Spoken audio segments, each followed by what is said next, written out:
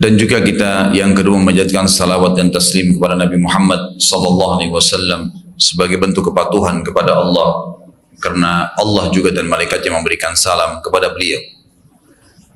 Seperti biasa Bapak Ibu sekalian, di Selasa Ganjil kita akan mengisi bahasan kitab Minhajul Muslim, dan kita sudah membahas pada pertemuan yang lalu pasal ke-10 tentang beriman kepada hari kemudian. Pada saat itu sudah saya jelaskan apa yang dimaksud dengan hari kemudian, kemudian fakta-fakta, dalil-dalil secara nakli tentang adanya hari kemudian atau hari kebangkitan. Karena kita semua manusia melalui proses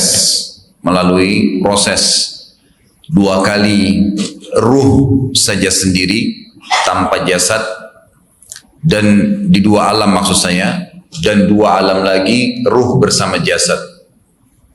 Kalau alam yang pertama alam azali, di mana memang masih ruh saja, tidak ada jasad di situ. Sebelum jasad kita diciptakan di rahim ibu, ruhnya sudah ada, Allah SWT sudah ciptakan, dan itu masih ruh yang hidup. Tentu kita tidak teringat apapun di sana, karena memang dengan hikmah Allah Subhanahu wa taala, setelah ruh ditiupkan ke jasad, barulah manusia itu bisa melihat, bisa berpikir, dan seterusnya. Dan tidak ada dalil menjelaskan tentang bagaimana ruh pada saat itu, tapi ada ayat Al-Quran yang menitik beratkan tentang adanya alam itu. Pada saat Allah SWT berfirman kepada ruh-ruh ini semua, A'udzu billahi minasyaitonir rajim, alastu birabbikum qalu bala syahidna. Al-ayah. Pada saat itu Allah berfirman kepada seluruh ruh dan berkata kepada mereka, bukankah aku Tuhan kalian? Mereka mengatakan iya, dan kami menjadi saksi terhadap hal tersebut. Kemudian alam yang kedua yang kita hidupi sekarang, alam bumi, dan ini bergabung antara jasad dan ruh. Alam yang ketiga, alam barzah, di mana ruh kembali hidup sendirian. Jasadnya akan dimakan oleh tanah, ruhnya yang menghadapi alam barzah. Lalu kemudian kita dibangkitkan lagi hari kiamat, keduanya digabung lagi antara jasad sama ruh, tapi jasadnya jasad baru. Jasadnya jasad baru.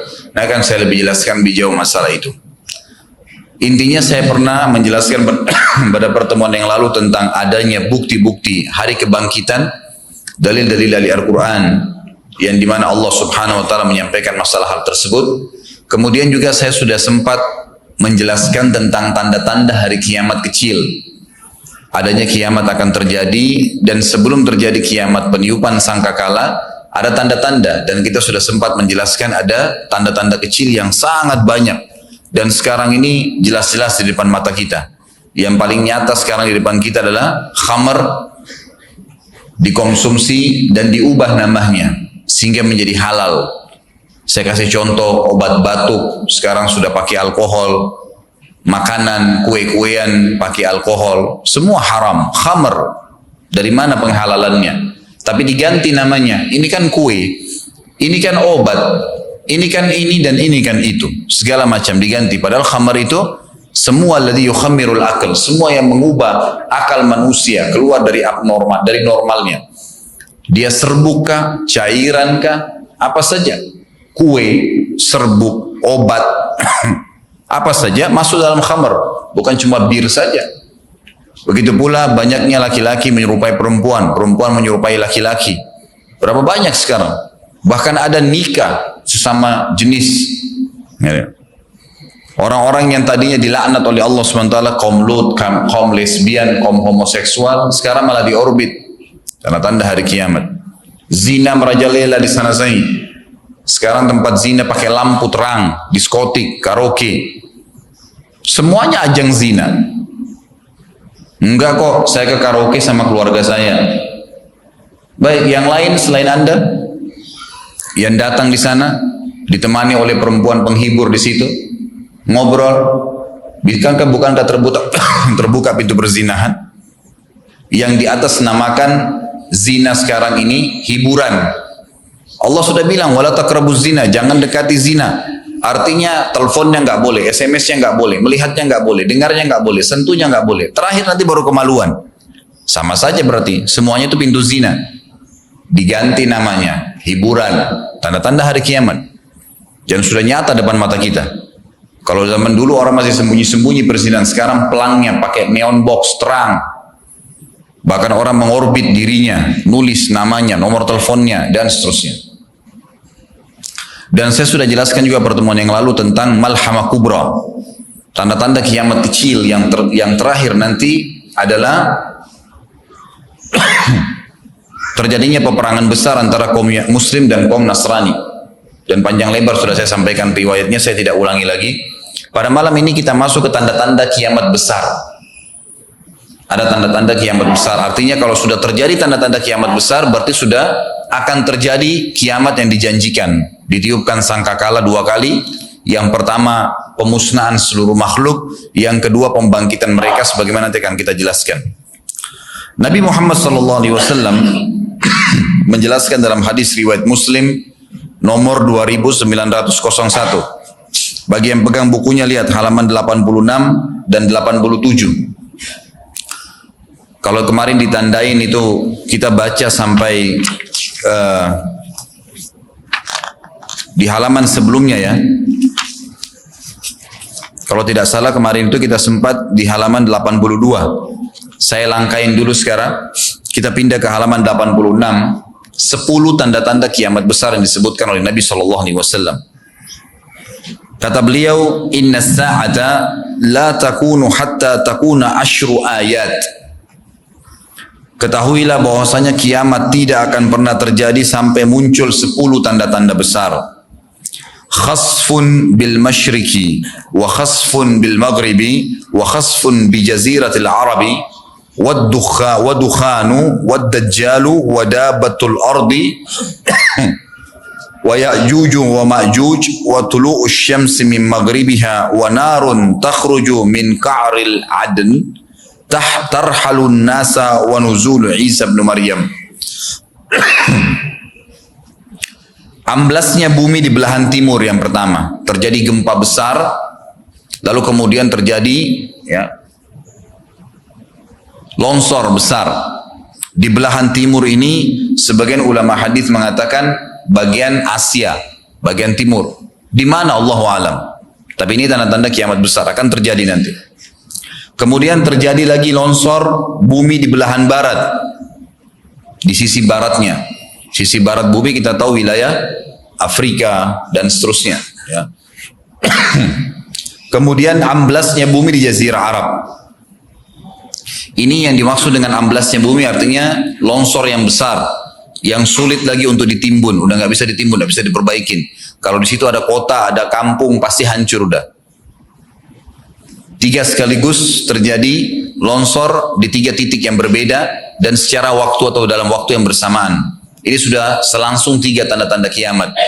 Jadi pada saat terjadi di timur itu tanda-tanda kiamat besar 1. Terjadi di barat tanda-tanda kiamat besar 2. Terjadi di Jazirah Arab tanda-tanda kiamat besar 3. Kemudian di dalam hadis ini disebutkan secara beracak. Nanti sebentar setelah saya terjemahkan hadis ini saya akan sebutkan urutannya.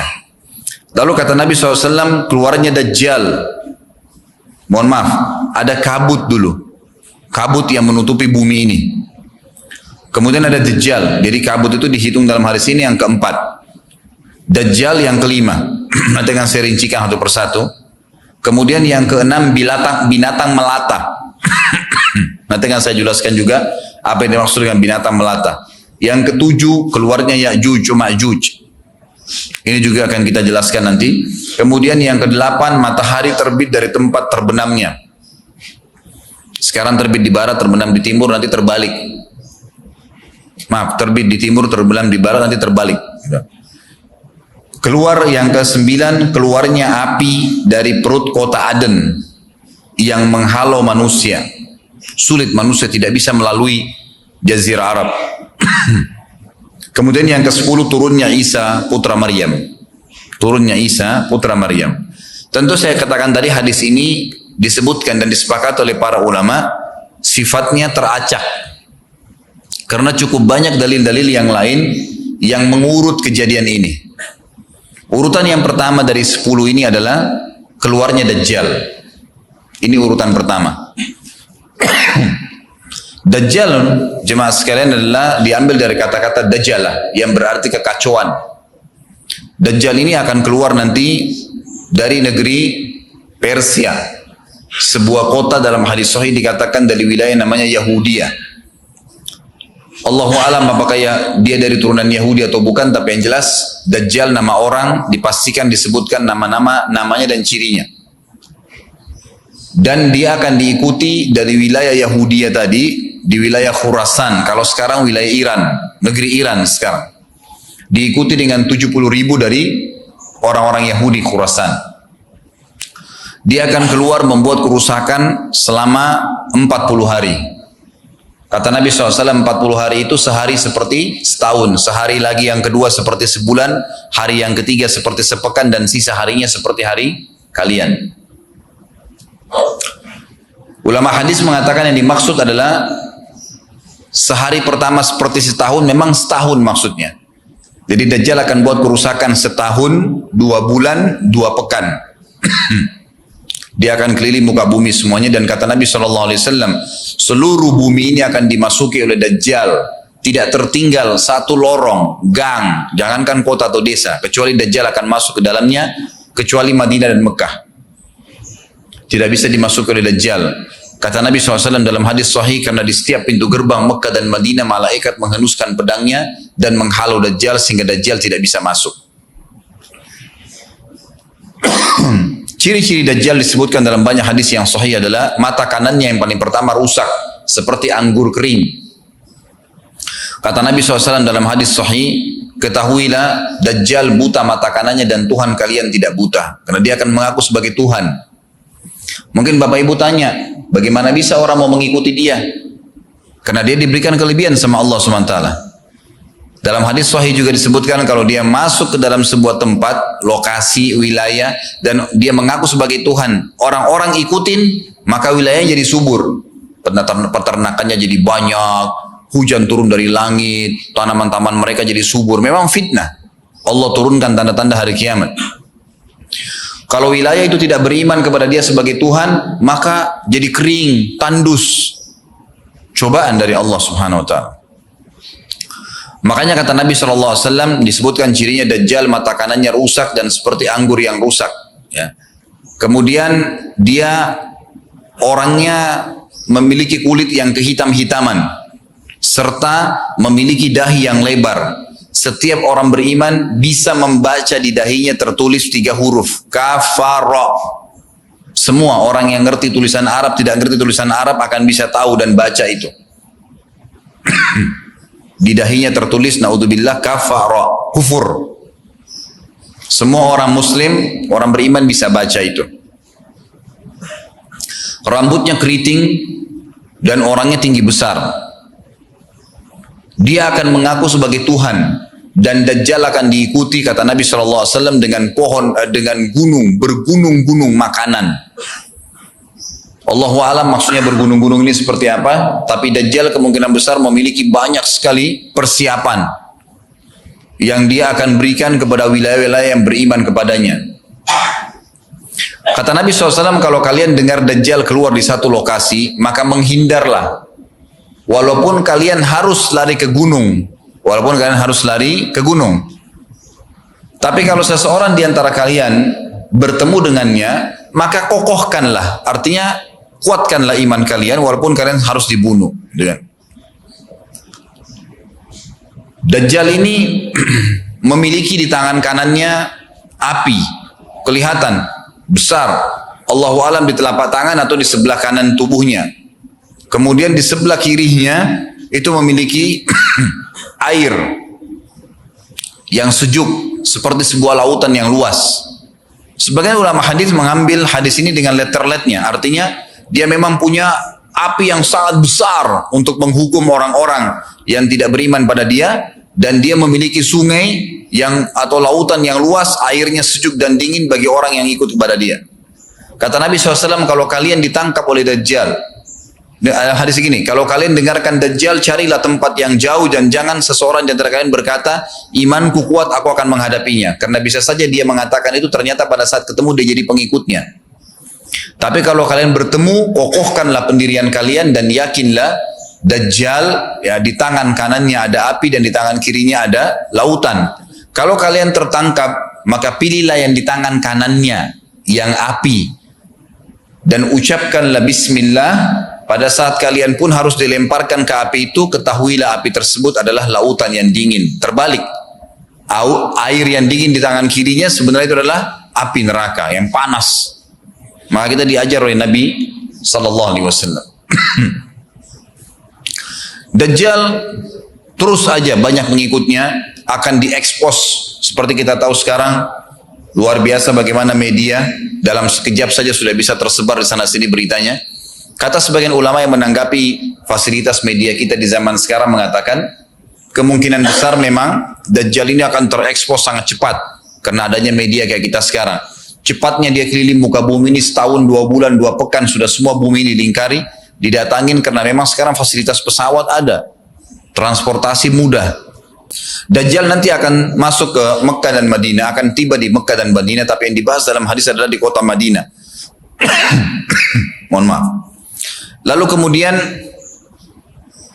dia mau masuk tapi tidak bisa dihalang, maka dia naik ke atas sebuah gunung yang tinggi bersama pengikutnya, lalu dia berkata kepada para pengikutnya, apakah kalian lihat istana yang putih itu? Maksudnya melihat ke Masjid Nabawi. Lalu berkata para pengikutnya, iya tentu saja. Lalu berkatalah, ya, Dajjal itu adalah istananya Muhammad. Tidak bisa dia masuk ke dalam. Dia hanya batas wilayah haram di luar kota Madinah. Maka kata Nabi SAW, Dajjal pun menepukkan telapak kakinya ke bumi di luar kota Madinah, maka terjadilah gempa di kota Madinah, dan keluar dengan gempaan tersebut semua orang yang munafik. Karena orang kafir nggak ada di Madinah. Semua orang yang di dalam hatinya ada sifat kemunafikan keluar dan jadi pengikutnya Dajjal karena goncangan itu. Dan tertinggallah di kota Madinah orang yang hatinya bersih imannya kepada Allah Subhanahu wa Ta'ala. Lalu kata Nabi SAW akan keluar dari kota Madinah nanti saat satu orang anak muda dengan hikmah Allah, dia keluar dan orang ini bersih hatinya dengan keimanan. Maka Dajjal pun menangkapnya. Lalu dia ingin mendemokan kemampuannya di depan para pengikutnya. Lalu kemudian Dajjal pun mengatakan kepada anak muda tersebut, saya Tuhanmu. Anak muda itu mengatakan, kau adalah Dajjal yang telah disampaikan oleh Nabi kami Muhammad SAW. Maka dia pun mengambil gergaji. Sebagian hadis lain menjelaskan alat yang tajam lalu membelah dua anak itu. Dari kepalanya dibelah sampai ke kemaluannya, terbelah dua kiri kanan. Lalu Dajjal lewat di tengah-tengahnya, demo sambil ya dilihat oleh para pengikutnya dan mereka bersorak-sorak. Lalu Dajjal mengatakan, bersatulah, bersatu kembali jasadnya. Kata Dajjal dalam hadis ini, apakah kau sudah yakin saya Tuhanmu? Anak muda itu mengatakan, saya bertambah yakin kalau kau adalah Dajjal yang disampaikan oleh Nabi SAW. Kata Nabi SAW dalam hadis penutup, ini hadis sahih riwayat Bukhari, riwayat Muslim, ahli sunan, semua menukil tentang masalah Dajjal. Saya tidak sebutkan siapa-siapa perawinya karena memang ini semua hadis sahih. Cukup banyak hadisnya, saya satukan saja. Jadi merangkai seperti sebuah cerita. Maka Dajjal pun akhirnya setelah itu tidak mampu menyentuh anak muda lagi. Anak muda itu, Allah SWT sudah selamatkan dia.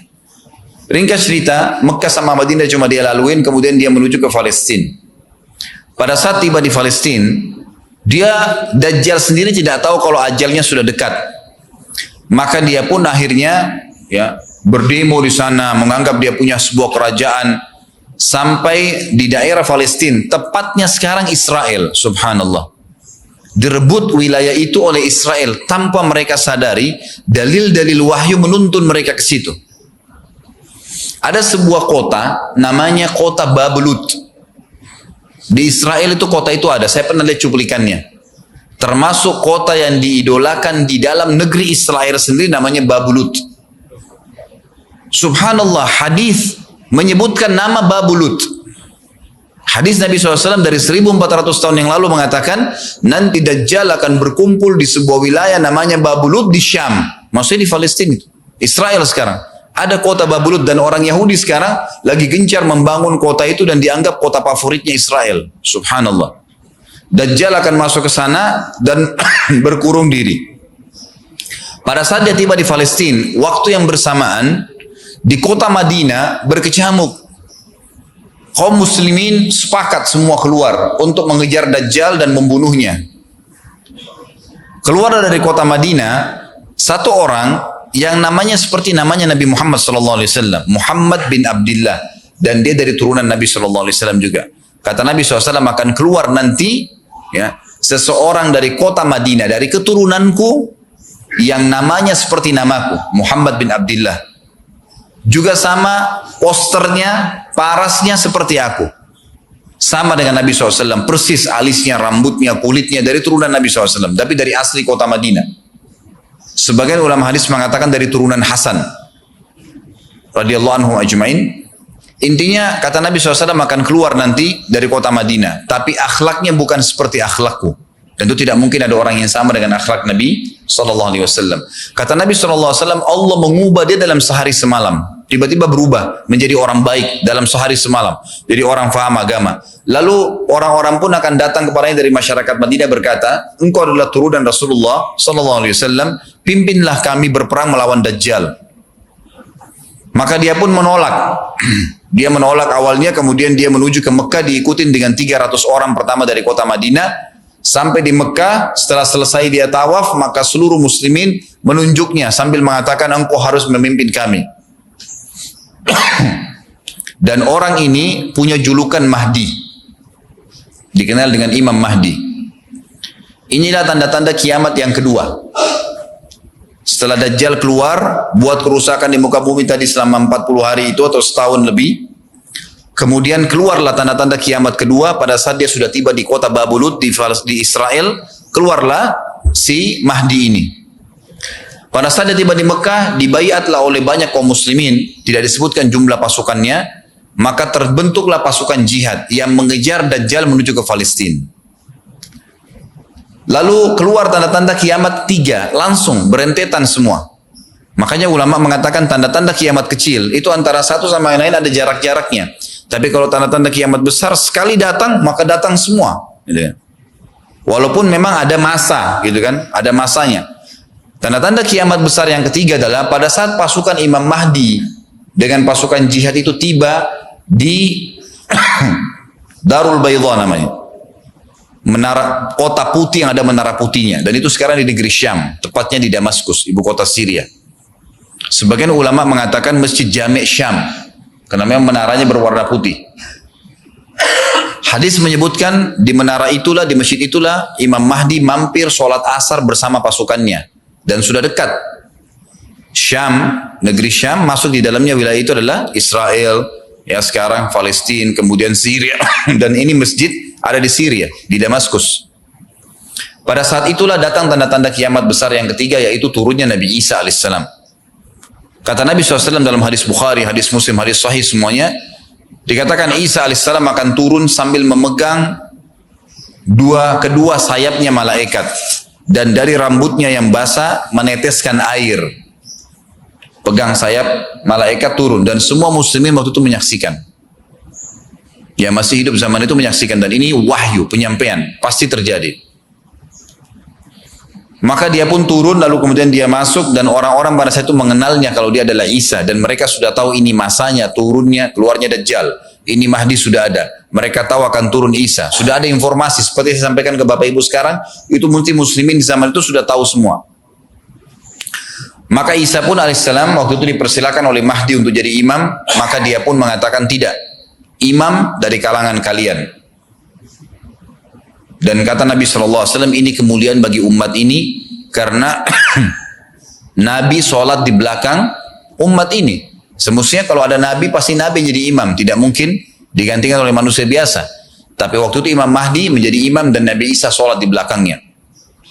Perlu anda tahu juga hadis Nabi SAW yang sahih yang berbunyi, kalau Musa dan Isa hidup di zaman aku sudah diutus, niscaya keduanya akan jadi pengikutku.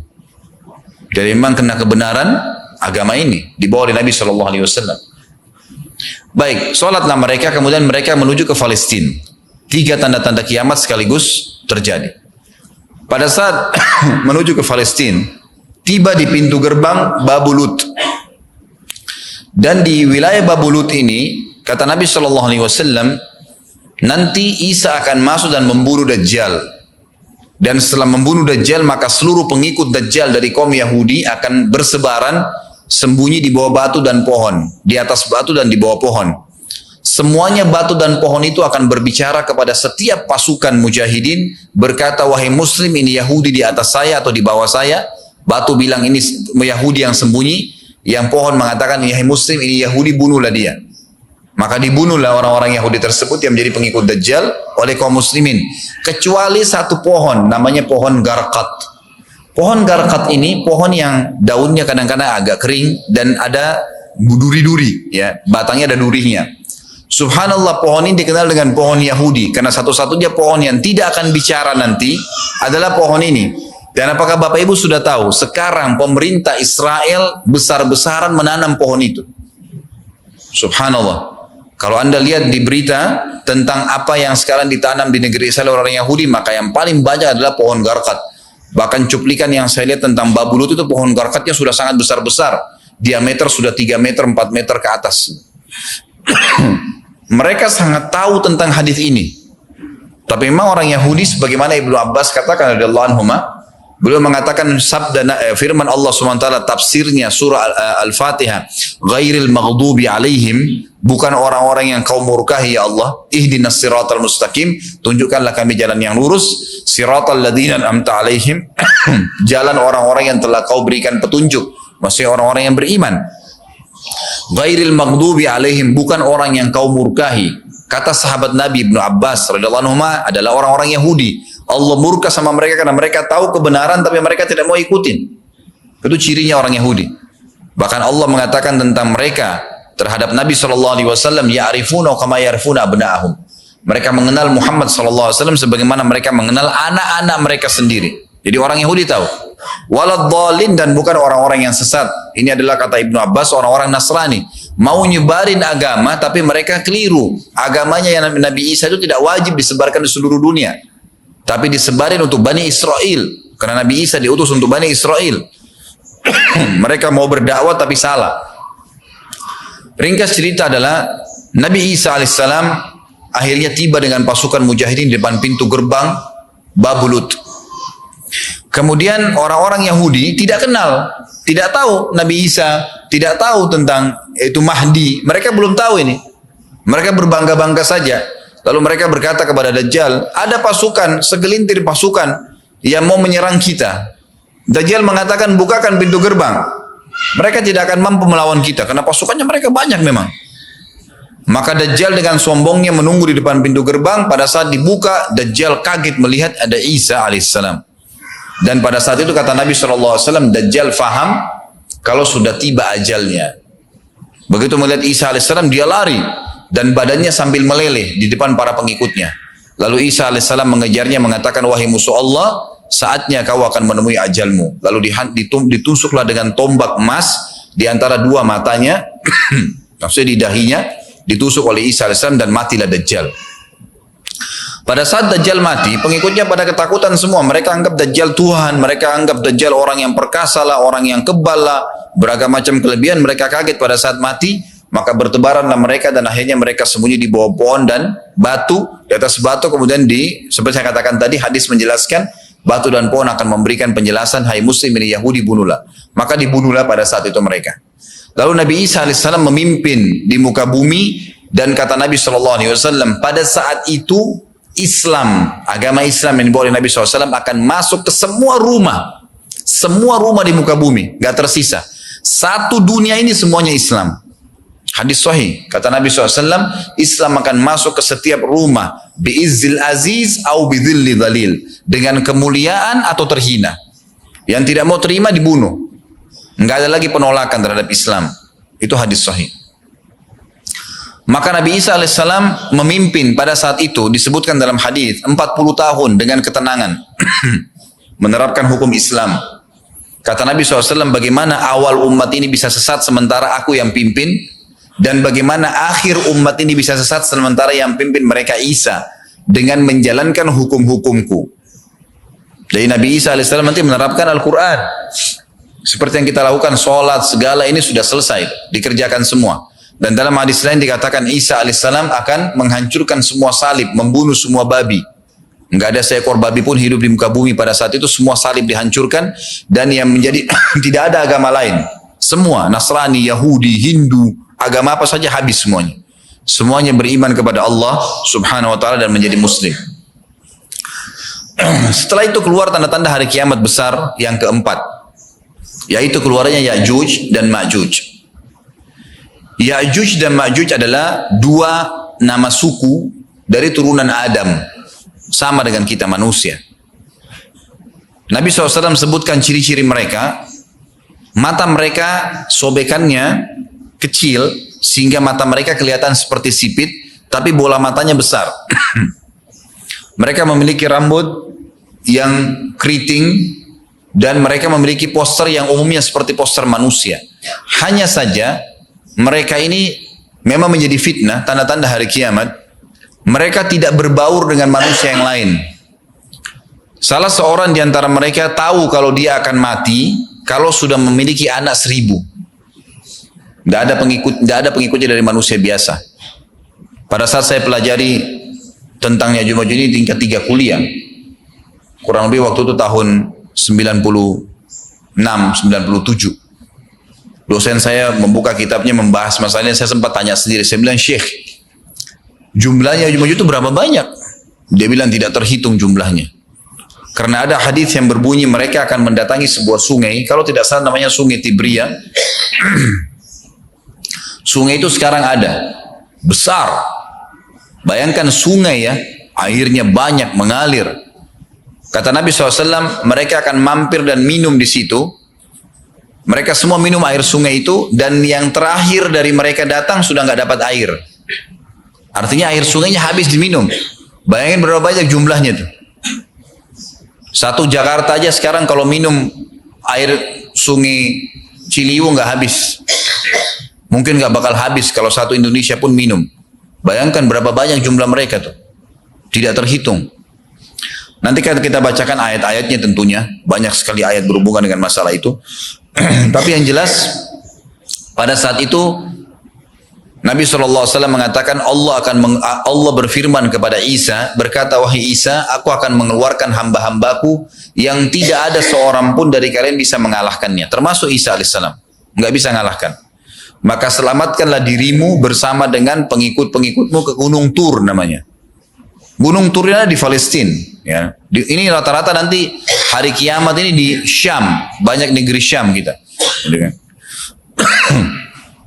Maka Nabi Isa pun alaihissalam menyelamatkan diri dengan pengikutnya ke Gunung Tur yang diikuti sama orang-orang yang beriman. Lalu tentu yang bisa ikut yang terjangkau pada saat itu, karena dunia sangat luas. Maka yang tidak sempat ikut dengan Nabi Isa alaihissalam, mereka dibunuh oleh Ya'juj Ma'juj. Allah subhanahu wa ta'ala memberikan ciri khas mereka, artinya cirinya mereka ini, mereka dihimpit di sebuah gunung. Di surah Al-Kahfi dijelaskan oleh Dzulkarnain. Dzulkarnain khilaf antara ahli sejarah mengatakan dia nabi atau dia orang saleh. Tapi Allahu alam, saya cenderung dengan pendapat yang mengatakan dia adalah seorang nabi. Karena Allah SWT angkat ceritanya dalam Al-Quran. Dan Allah berikan dia banyak mujizat. Di antaranya mujizatnya adalah menahan Ya'juj Ma'juj waktu itu ingin membuat kerusakan. Di zamannya dia dulu. Jadi memang Ya'juj Ma'juj ini ciri khasnya, kata Nabi SAW, mereka memakan apa saja. Batu. Kalau hewan-hewan itu kalah jengking sama ular, binatang-binatang buas, harimau, mereka makan semua. Jadi bukan seperti manusia normalnya. Mereka membunuh semua yang bukan seperti mereka. Mereka buat kerusakan. Sampai-sampai kata Nabi SAW tidak ada yang bisa mengalahkan mereka dan jumlah mereka sangat banyak. Salah seorang di antara mereka tahu dia akan mati kalau sudah punya 1000 anak. Dan tidak menikah dengan umumnya orang. 2 suku ini saja. Kata Nabi SAW dalam hadis Bukhari, kecelakaanlah bagi orang-orang yang ada di Jazirah Arab. Kemungkinan besar makna ini adalah tempat mereka dekat dengan Jazirah Arab. Sebagian ada satu syekh dari Mesir. Sekarang ada bukunya sama saya dan sudah terjemahan bahasa Indonesia, judulnya Ya'juj Ma'juj.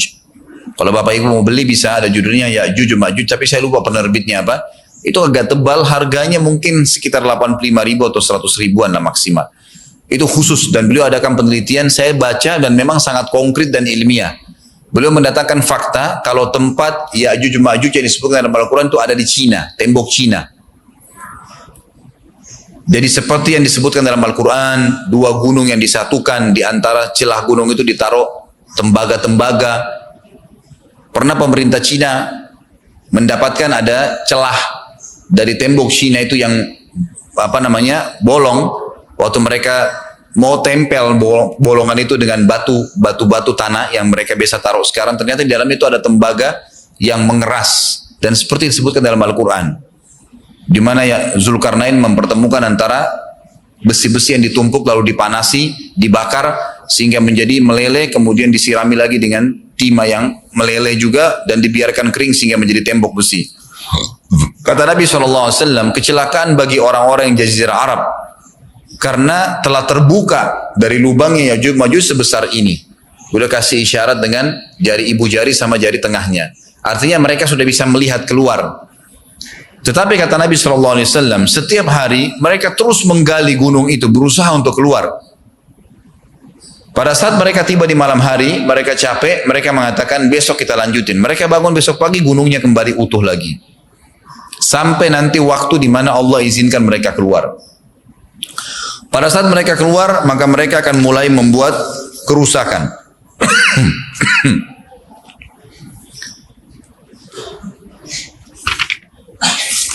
Saya coba jadikan dalilnya.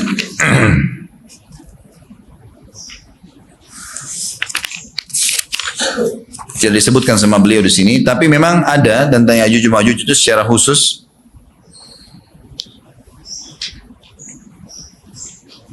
Ya ini, ada di halaman 82 ya. Al-Anbiya 96 sampai 97 ayatnya. A'udzu billahi minasyaitonir rajim hatta idza futihat Ya'juj wa Ma'jujuhum min kulli hadabin yansilun waqtarabal wa'dul haqqu fa idza hiya shakhisatun absarul ladzina kafaru ya wailana qad kunna fi ghaflatin min hadza bal kunna zalimin.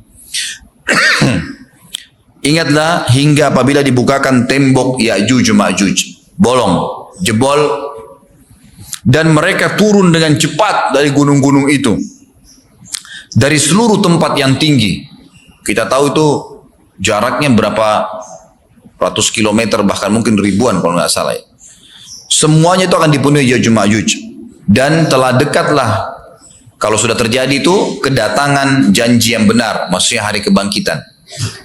Maka tiba-tiba terbelalaklah mata orang-orang kafir. Mereka berkata, aduhai celaka kami, sesungguhnya kami dalam kelalaian tentang ini, bahkan kami adalah orang-orang yang zalim. Kenapa? Karena Ya'juj Ma'juj tidak lihat apakah kafir atau beriman. Mereka tidak butuh, bukan seperti Dajjal ya. Dajjal butuh jadi pengikutnya, oke, aman. Ini enggak, siapa saja ditemuin dibunuh. Dia enggak pandang, enggak mau tanya kamu dari suku mana, kamu agama apa, tidak dipandang. Orang-orang Muslim pada saat itu, yang ikut dengan Nabi Isa AS berhasil selamat. Walaupun pada saat itu di muka bumi umumnya orang sudah beriman. Yang dimaksud di sini orang-orang kafir adalah adanya orang-orang yang masuk Islam karena terpaksa, karena mereka tidak terlalu faham pada saat itu, lalu mereka menganggap remeh informasi dari Nabi Isa AS. Maka mereka terbelalak matanya karena dibunuh oleh Ya'juj Ma'juj. Kata Nabi SAW di dalam hadis sahih riwayat Imam Bukhari, bahwasanya Ya'juj Ma'juj akan membunuh siapapun yang mereka temui. Bahkan pada saat mereka sudah merasa menguasai bumi, mereka melepaskan anak-anak panah mereka ke langit. Lalu Allah menurunkan anak-anak panah mereka sebagai fitnah, dipenuhi dengan darah. Maka mereka berkata, qatalna man fil ardi wa qatalna man fis sama. Kami telah membunuh semua yang ada di bumi dan semua yang ada di langit. Maka sebagai penutup dalam bahasan itu, kata Nabi SAW, Allah lalu mengizinkan Isa untuk berdoa kepada Allah agar memusnahkan mereka. Maka Isa alaihissalam pun akhirnya berdoa, meminta kepada Allah subhanahu wa ta'ala agar mereka semua dimusnahkan. Maka pada saat itu pun Allah subhanahu wa ta'ala menurunkan kepada mereka hama. Sebagian hadis menyebutkan serangga kecil seperti cacing, banyak sekali yang menimpa tubuh-tubuh mereka. Setiap orang satu. Dan itu membuat mereka mati. Dan mereka mati seketika semuanya. Jadi secara bersamaan semuanya meninggal. Allahu a'lam waktu itu berapa ratus juta jumlah orang Ya'juj Ma'juj pada saat itu, tapi semuanya akan mati. dan seluruh muka bumi dipenuhi dengan jasad mereka. Setelah itu Nabi Isa alaihissalam pun berdoa kepada Allah Subhanahu wa taala agar menghilangkan jasad-jasad mereka yang baunya sudah luar biasa waktu saat itu disebutkan dalam hadis. Maka Allah Subhanahu wa taala mengabulkan dan mengutus dari arah barat burung-burung yang lehernya panjang dan pelatuk mulutnya besar, yang memegang setiap jasad Ya'juj diambil, diangkat, setiap orang satu burung. Bayangkan berapa banyak miliaran burung pada saat itu. Kita nggak tahu bagaimana, Allahu alam, tapi ini wahyu, penyampaian informasi yang pasti. Diambil, kemudian jasad-jasad mereka dilempar ke lautan. Lalu Allah SWT turunkan hujan. Pada saat turun hujan, maka hujan tersebut membersihkan semua bekas-bekas mereka, kotoran mereka, darahnya segala bersih. Maka bumi kembali subur lagi. Tapi tidak disebutkan berhubungan dengan masalah ini berapa lamakah kejadian tersebut terjadi. Kemudian setelah itu Isa alaihissalam memimpin lagi di muka bumi sampai beliau meninggal. Setelah Isa alaihissalam meninggal, kembali lagi sebagian besar manusia berbuat kekufuran. Kembali manusia berbuat kekufuran. Mereka kembali lalai, nggak ada lagi pemimpinnya karena terlalu banyak orang pada saat itu, maka ada yang kufur lagi. Maka Allah Subhanahu wa taala keluarkan tanda-tanda kiamat besar yang kelima. Yang kelima ini adalah keluarnya hewan atau binatang melata. Binatang melata ini disebutkan dalam hadis yang sahih riwayat Bukhari, bahwasanya Allah SWT akan keluarkan, tapi tidak disebutkan dari bumi mana dia keluar. Dia akan keluar hewan melata yang bisa berbicara seperti manusia dan badannya dipenuhi dengan bulu. Allahu alam bagaimana. Kemudian dia datangi orang-orang yang kufur tersebut dan menasihati dan mengingatkan mereka. Mengingatkan mereka. Satu persatu diingatkan. Satu persatu. Terus diingatkan. Yang tidak mau beriman, dalam hadis dikatakan dicap oleh hewan tersebut. Allahu alam dicap seperti apa, sehingga ketahuan mana yang kafir, mana yang beriman. Terus dia keliling di muka bumi, tapi tidak disebutkan berapa lama. Dia cuman mendakwai, meluruskan. Yang beriman sudah, yang tidak beriman dicap sama dia. Ada tanda, oh ini berarti kafir. Seperti itu saja. Lalu kemudian Allah lenyapkan si dabbah ini. Kemudian datang tanda-tanda kiamat yang ke-6. Tanda-tanda kiamat yang ke-6 yang lebih banyak dipilih oleh para ulama adalah terjadinya tadi 3 gerhana. 6, 7, 8. Itu berentetan semua. Longsor besar. Di timur, di barat, dan di jazirah Arab. Ini tanda-tanda kiamat terjadi serentak. Sudah 8. Kemudian terjadi yang ke-9.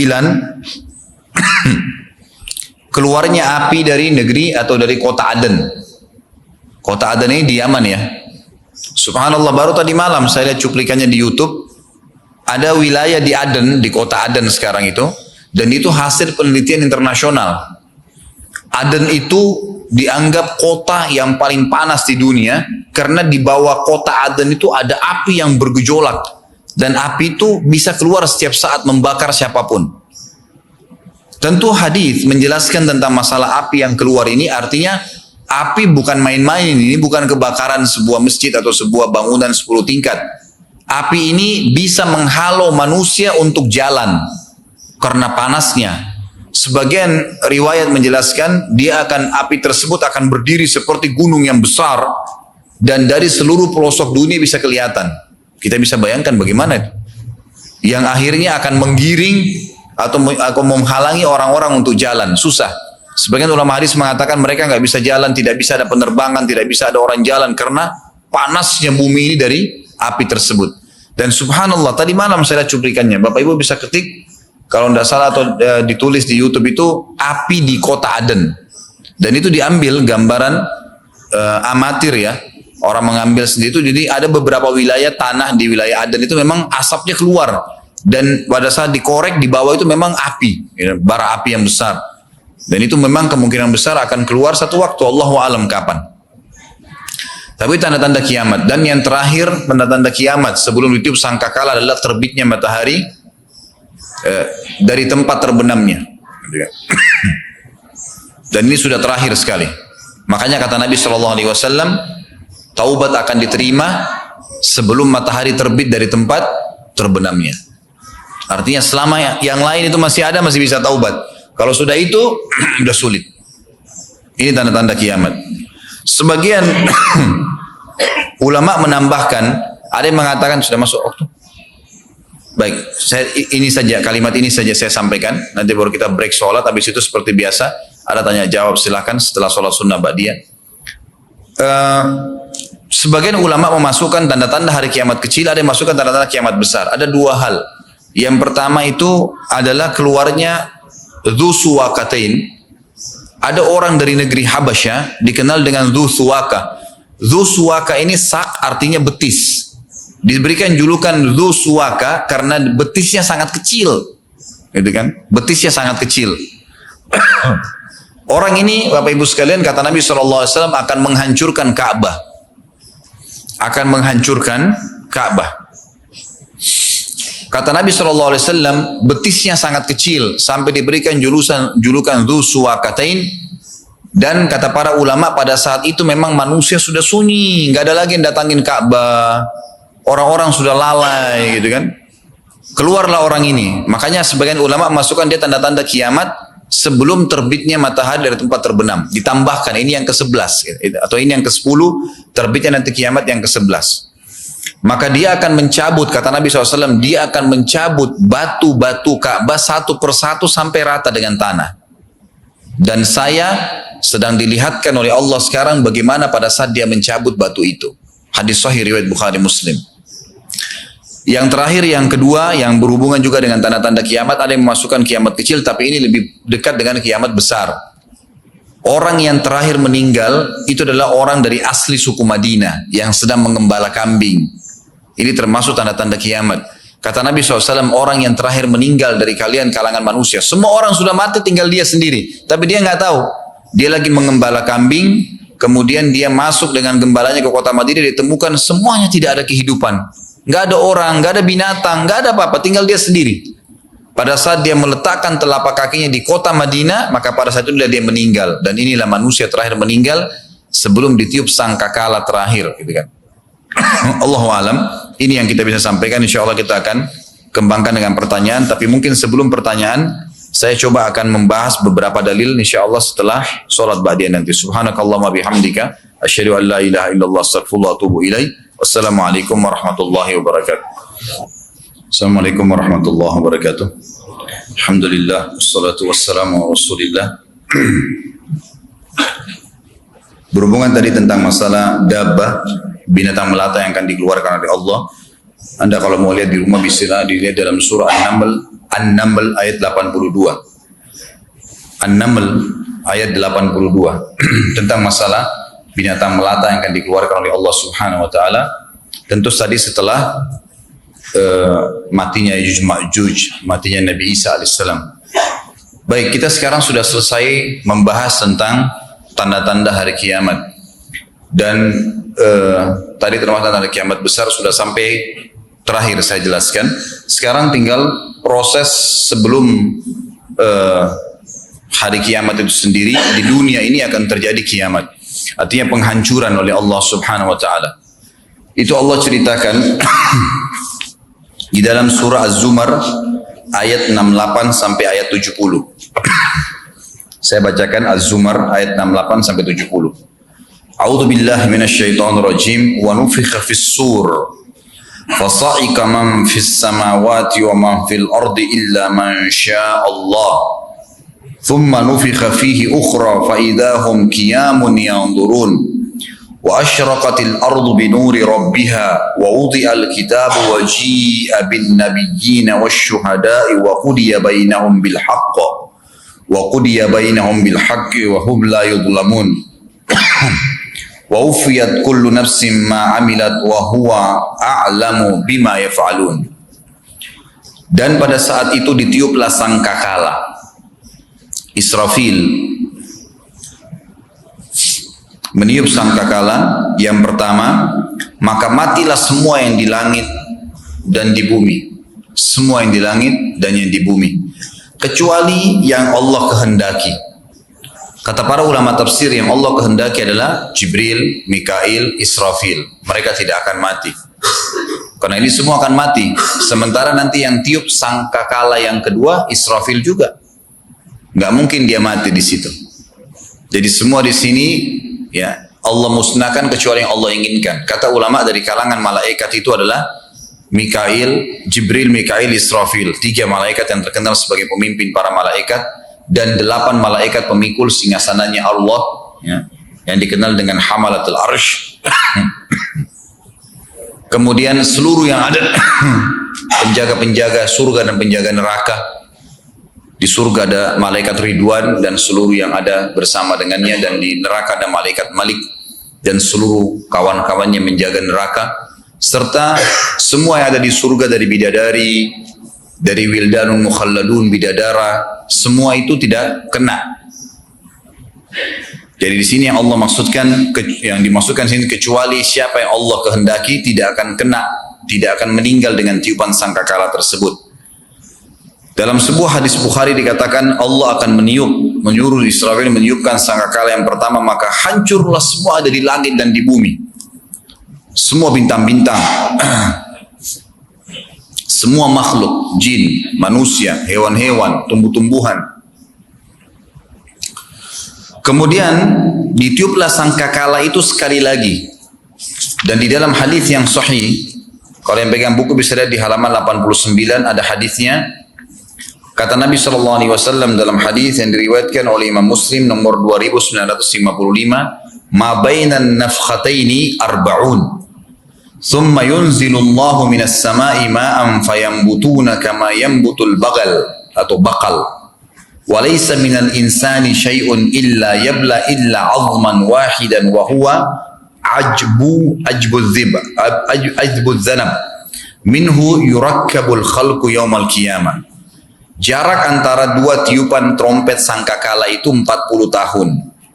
Ada sebagian ulama hadis mengatakan yang dimaksud dengan arba'un adalah 40 hari. Allahu a'lam. Yang jelas hadis mengatakan jarak antara 2 tiupan sangkakala 40. Ada yang mengatakan 40 hari, yang mengatakan 40 tahun.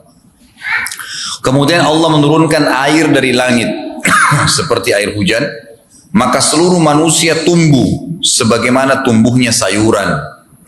Tidak ada sesuatu pun dari jasad manusia melainkan akan hancur kecuali sepotong tulang, yaitu tulang ekornya. Darinya lah semua manusia dicipta ulang pada hari kiamat. Kita kembali ke ayat tadi, surah Az-Zumar ayat 68-70. Saya ulangi terjemahannya. Dan ditiuplah sangkakala, maka matilah siapa saja yang di langit dan di bumi kecuali siapa yang Allah kehendaki.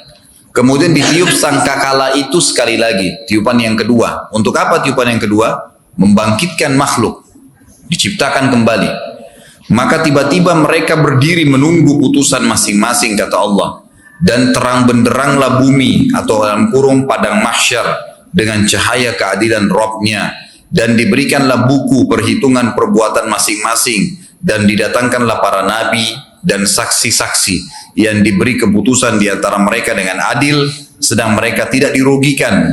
Dan disempurnakanlah bagi tiap-tiap jiwa balasan yang telah dikerjakannya, dan Dia Allah lebih mengetahui apa yang mereka kerjakan. Jadi ini cerita tentang ditiupnya sangkakala. Maka yang pertama pemusnahan, yang kedua pembangkitan. Ada ayat lain yang menceritakan tentang kasus ini, adalah surah Al-Haqqah. Al-Haqqah ayatnya 13-34. Kalau yang pegang buku bisa lihat di halaman 84 sama 85. Saya bacakan, a'udzubillahi minasyaitonirrajim. Fa idza nufikha fis suri nafkhatan wahidah wa humilatil ardu wal jibalu fadukkata dakkatan wahidah fa yawma idzin waqa'atil waqi'ah wa inshaqqatis samaa'u fa hiya yawma idzin wahiyah wal malaku ala arjaiha wa yahmilu arsya rabbika fawqahum yawma idzin thamaniyah yawma idzin tu'raduna la takhfa minkum khafiyah fa amma man utiya kitabahu biyaminihi fayaqulu ha umqra'u kitabiyah inni dhanantu anni mulaqin hisabiyah fahuwa fi 'ishatir radiyah fi jannatin 'aliyah qutufuha daniyah kulu washrabu hani'an bima aslaftum fil ayyamil khaliyah wa amma man utiya kitabahu bishimalihi fayaqulu ya laitani lam uta kitabiyah wa lam adri ma hisabiyah ya laitaha kanatil qadiyah ma agna anni maliyah halaka anni sultaniyah khuduhu fagullu thumma al-jahima sallu thumma fi silsilatin dhar'uha sab'una dhira'an fasluku innahu kana la yu'minu billahi al-azim wa la yahuddu ala ta'amil miskin. Al-Haqqah ayat 13 sampai 34.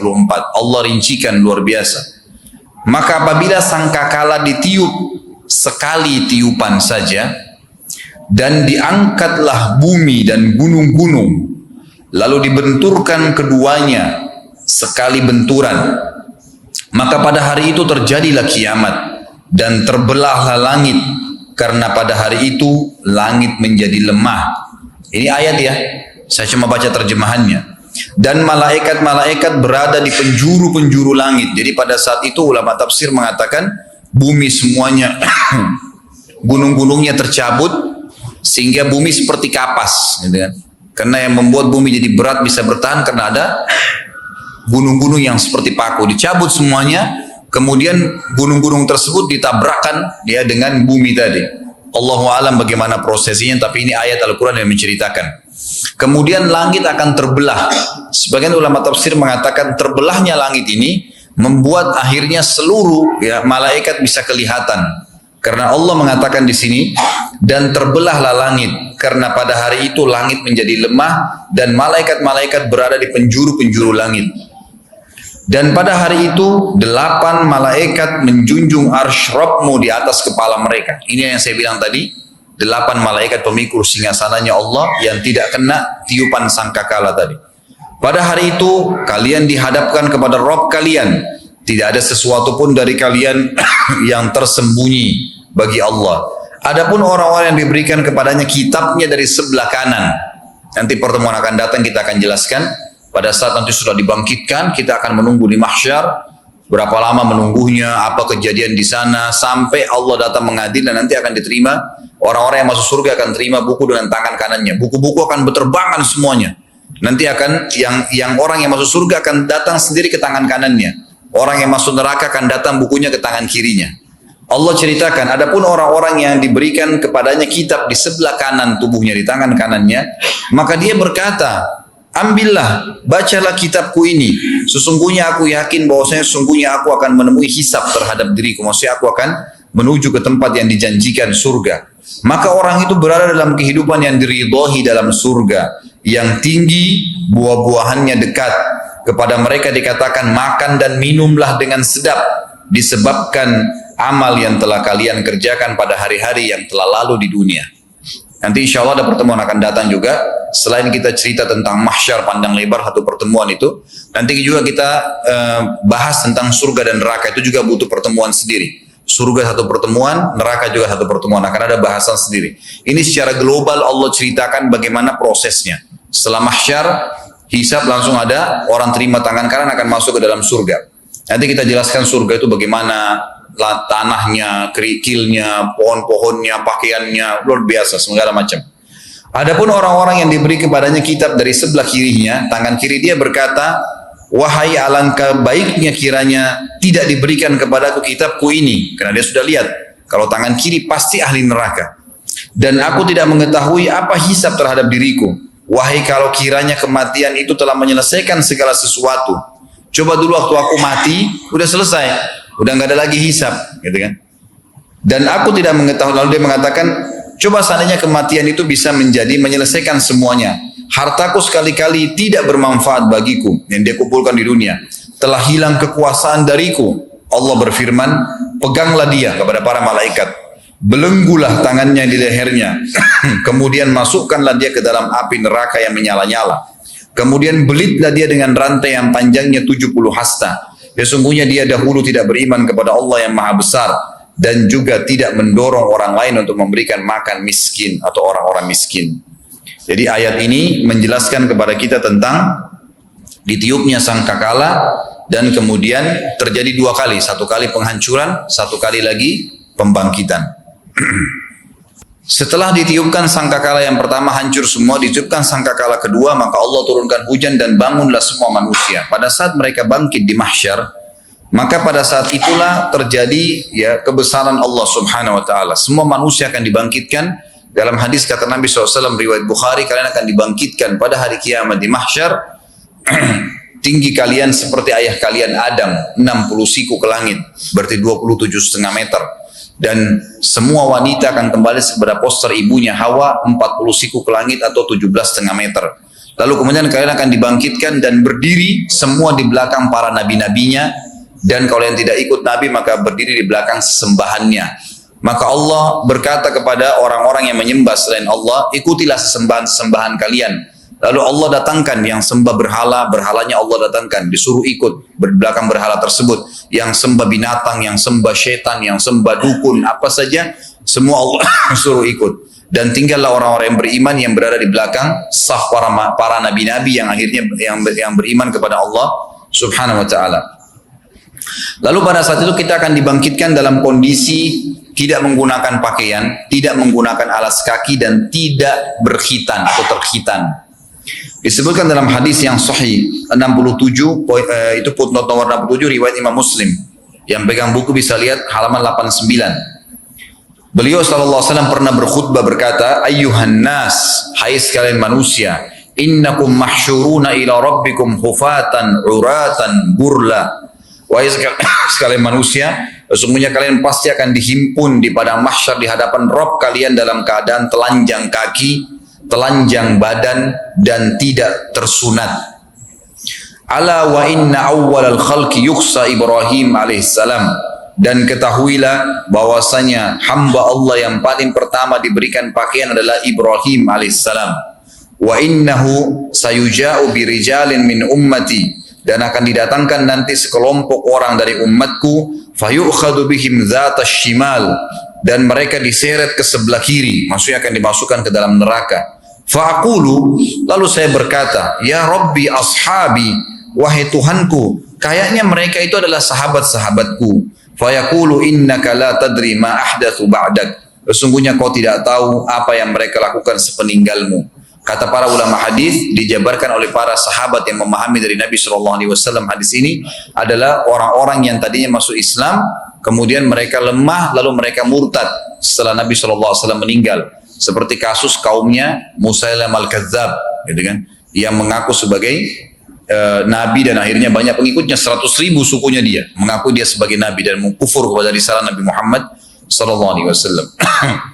Jadi seperti itu akan dibangkitkan pada hari kiamat dalam keadaan seperti ini. Hadis Bukhari yang lain menjelaskan bahwasanya Nabi SAW berkata, kalian akan dibangkitkan ya dalam keadaan telanjang kaki, tidak menggunakan pakaian, dan juga ya tidak tersunat. Lalu Aisyah berkata, ya Rasulullah, kalau begitu orang akan saling lihat-melihat.